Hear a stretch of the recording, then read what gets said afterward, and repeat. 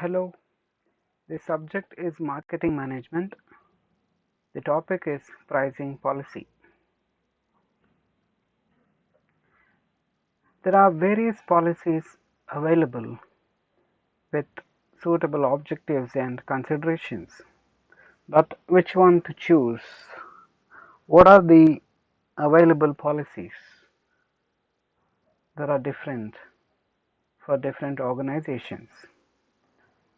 The choice is left to the organization and the management to decide on the best policy for their suited objective. It is essential to establish policies for pricing of its product or services or ideas, just as it is for all the aspects of business decision making. Without definite price policies, each price decision is a time-consuming, tedious, and a pell-mell affair. A policy framework should lead to pricing that is consistent with the company objectives, costs, competition, and demand for the product. A set of price policies and strategies will not only make price setting easier, but also make possible a series of prices at various levels of distribution that are rational and justifiable. It is all possible because pricing policies are the guidelines providing a focus within which the company management administers the policies to match to the market needs. With this being pricing policies, let us see what are the pricing policies of varied types that are available to the organizations and marketing departments and which to select on and what the policy really mean. The first pricing policy is price variation policies. Price variation policies are those where the firm attempts to have some kind of variation in the price. They vary the prices of its products with a view to match them with the differing market needs. There can be three variations of such variation price policies. These options open to the firm. First being variable price policy, second non-variable price policy, and third single price policy. Let us see what is variable policy, non-variable price policy, and single price policy one by one. Price policies is entirely left to the company's discretion and its decision. And if it chooses price variation policies, under that we have three types available. They are first variable price policy, second non-variable price policy, and third single price policy. Coming on to variable price policy, it is that policy in which the company charges different prices for sale of its like goods at a given time to similar buyers purchasing in comparable quantities under similar conditions of sale. This is prices charged differ from buyer to buyer. This variable price policy is more apt in small businesses and where products are not standardized. It works well where the individual sales transactions of large sums and the bargaining power of individual purchases is differing with the size of the transaction. The greatest advantage of this variable price policy is that it has the highest degree of flexibility as a promotional tool, but it creates friction and dissatisfaction among the consumers who feel that they are discriminated against. Further, it is a time-consuming affair. When it comes to non-variable price policy, it is also called a one-price policy because the company charges a similar price for sale of goods at a given time to a class of buyers purchasing in comparable quantities under similar conditions of sale. Here, the price charged varies from class to class, say wholesalers, sub-wholesalers, retailers, and distributors. So the price here has a policy of non-variable, which is termed as one price policy. This non-variable price policy is less discriminatory as prices differ from class to class than customer to customer. It is a popular price policy followed by all those firms which have indirect market arrangements and marketing facilities. There will be no question of price bargaining as the rates are applicable to the class of buyers as a whole. The greatest satisfaction is that there is no cause for friction and heartburning among the buyers or consumers. The third option of policy available under price variation policy is single price policy. It is that price policy where all the buyers, irrespective of their class, size, or the conditions of purchase, are charged similar purchase price under similar conditions of sale. This is the price policy that has no touch of discrimination and it is constructive in the sense that it helps in building goodwill. It is equally easy to administer as there is no scope for bargaining. Instead of speaking on the price of the product, the sales army can utilize its time on product quality, service, and outstanding ability. However, this price policy does not find favor with quantity buyers who feel that they should have been charged much lower prices than the small lot purchasers. As a result, such buyers may be lost to competitors unless the product is really known by its brand. This feeling is easily accommodated by product differentiation and market segmentation. So these are the three types of pricing policies available under the head price variation policies for the marketing department and the company as a whole, and it is left to their decision to choose one among them.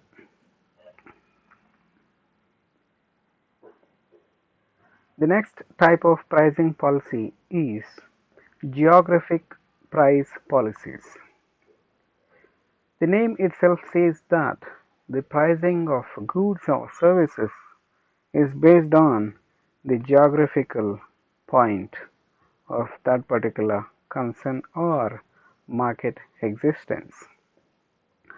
Geographical price policies are fully reflective of the practical problems of consumers and producers, or the sellers locating geographically and the emergent transportation costs of linking them. Take our own country, where production centers are highly concentrated while the consumption centers are widely dispersed. Thus, the cities like Mumbai, Chennai, Calcutta, Delhi, Ahmedabad, Bangalore, Hyderabad, where we have industrial conglomeration, while the demand for the products produced in these comes from far off places of the entire country and the world as well.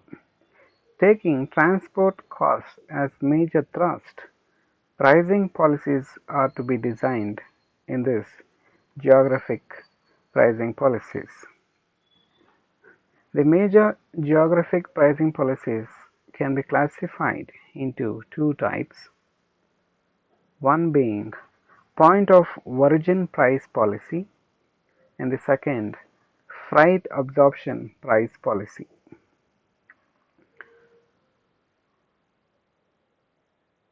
Speaking of point of origin price policy, it is that type of geographic pricing policy in which a firm quotes X factory price and makes no allowance for the transportation costs necessary to move the goods to the point of destination. There can be two variations in this policy, namely X factory and free on rail. Price under ex-factory pricing holds the buyer responsible for all the transportation costs, both freight and cartage, from the factory point. On the other hand, free on rail price is the one in which the company bears cartage or carriage till the transportation agency or the railway station itself. That is, the buyers are to meet freight from the transport agency or the railway station to the point of destination. Point of origin price policy leads to the establishment of geographical monopoly for the firm because the transportation costs separate those firms located in distant areas from competing with the local producers. It guarantees better price realization in local markets wherever the products enjoy relatively inelastic demand. Furthermore, price quotations and price administrations are simplified. However, a firm cannot enter the national market unless its products are distinctive, enjoy inelastic demand, and strong demand loyalty of brand and where the competitors find it difficult to enter. While the freight absorption price policy is one that absorbs the transportation cost, it is opposite to the first one. It can absorb the price or the cost of transportation cost fully or partly. This is the price quoted is inclusive of transportation cost.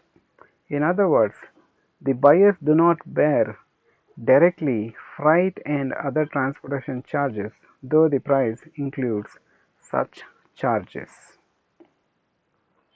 So this is with the second type of pricing policy, that is geographic price policies. The third type of pricing policy is price differential price policies. The price policies that involve price differentials are those where the pricing firm accepts the gap between the price quoted to the consumers or dealers and the actual price charged. Thus, price differential represents the differences between the price quoted and the price charged to the buyer. Such price differentials have been accepted as a part of pricing strategies to encourage buyers to meet competitive pressure to attain financial objectives and finally to compensate the buyers for the loss of value satisfaction. By price differential, we mean that the final price will be less than the quoted price. It is not always true because it may mean price hike too. Thus, discounts and rebates reduce the basic price quoted while warranty charges might increase it. That is, they are the subtractions and additions to the price quoted. Therefore, the forms of price differentials are discount, rebates, and premiums under the head price differential price policies. Under that we have discounts. Discount is the price differential that reduces the quoted price so that the buyer pays much less than the quoted price. Discount is an allowance made to the buyers in consideration on marketing services rendered. Discount can be of three types, namely trade, quantity, and cash, and it is to attract the customers. Trade discount or functional discount is the deduction allowed of the quoted price with the reference to specific position enjoyed by the buyers in the channel of distribution. The aim is to compensate the intermediaries of the distribution channel for their valuable service rendered. It is a percentage deduction of the quoted price. Coming on to rebates. Rebate is a deduction of quoted price. Many times, the buyers suffer loss of value satisfaction caused by certain factors. The causes of such dissatisfaction may be defective goods delivered, delays caused in delivery, goods damaged in transit, possible deterioration in quality on the shelves. In order to accommodate these genuine claims, concessions are given in the form of rebate. One cannot think of standard rates of rebate, only the merit of the individual case in respect of which rate can be decided.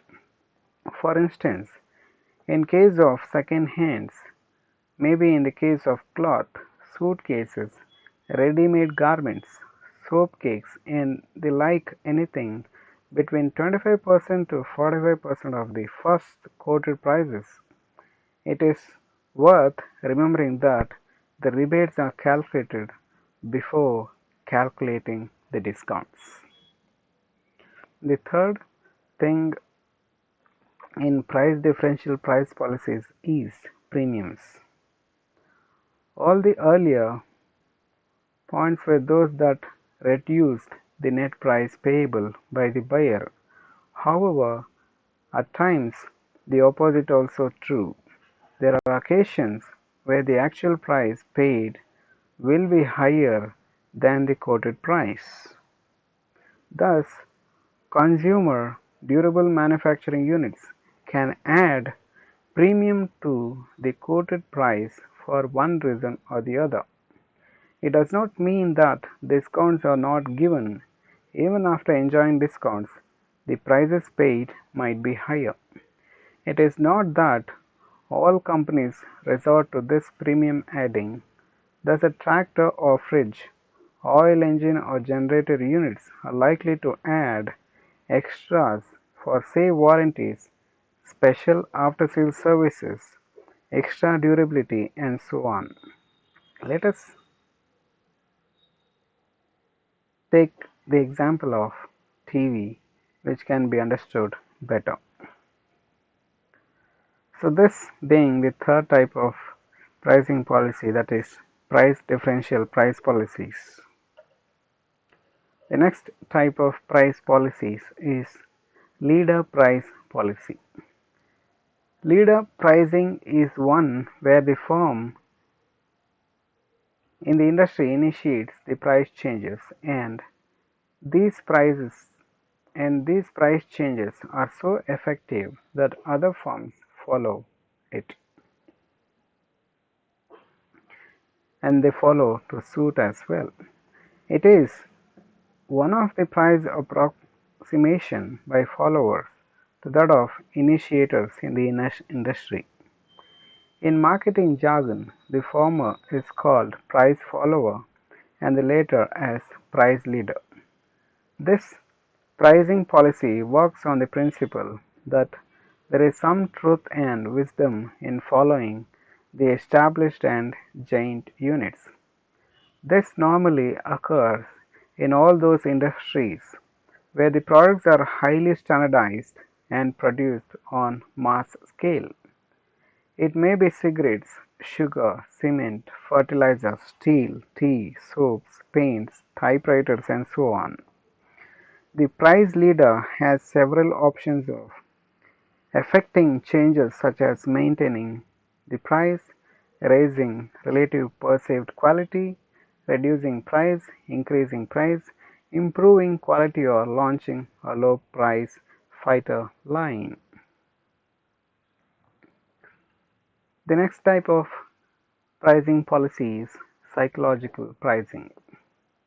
Psychological pricing is to do with creating a typical consumer perception so that the consumer is made to buy the product.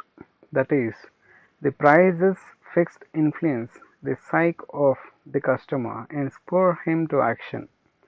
It is mostly the price policy followed by the consumer durables. Thus, shoe companies in India have played with consumer psychology by pricing, say, something like $399, $499, and $599 instead of a round figure like 400, 500, etc. It means two things for the customer: one, that things are cheaper, and that the manufacturers are not exploiting the consumer because they are true to the last paisa. It is an advantage to the seller as it multiplies the sales. And the next type of pricing policy is new product pricing policy. Basically, the price determination process involved in case of new products need not be very much different from those of existing products. However, there are distinct price objectives involved in case of new products. Larger latitude of pricing objectives is possible in case of new products. Pricing flexibility is also greater. There is growing competition and limited accepted prices when the new product is in the growth, maturity, and decline stage. Further, as the product is yet to see the light of the day, much depends on the external factors. In case of new products, there can be two possible price policies, namely skimming price policy and penetration price policy. Coming to skimming price policy, this is used to skim the market. Skimming price policy sets high initial prices to first profit from price inelastic customers and then successfully lowering the prices often under increasing competitive conditions to the levels that more price sensitive customers are willing to pay. It sets introductory prices at high levels relative to costs to skim the cream of the market. Coming to penetration price policy, as opposed to the concept of skimming price strategy, it is an attempt to set new product prices low relative to the cost. It involves setting low initial prices to establish market share, preempt the competitors, and to capitalize production economies.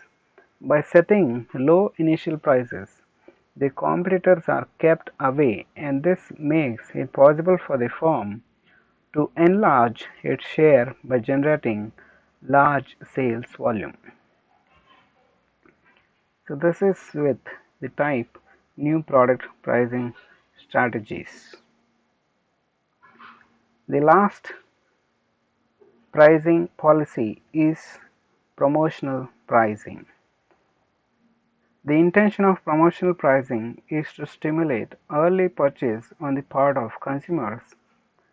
Companies follow many good strategies to achieve this goal, and it is left to the company and to the situation prevailing at that particular point of time to choose on what type of pricing policy the company has to accept in the time of promotion of their products or services. Hence, these many variety of pricing policies are available for the marketing department and to companies to utilize and benefit from them. Thus, pricing policies. Thanks for listening.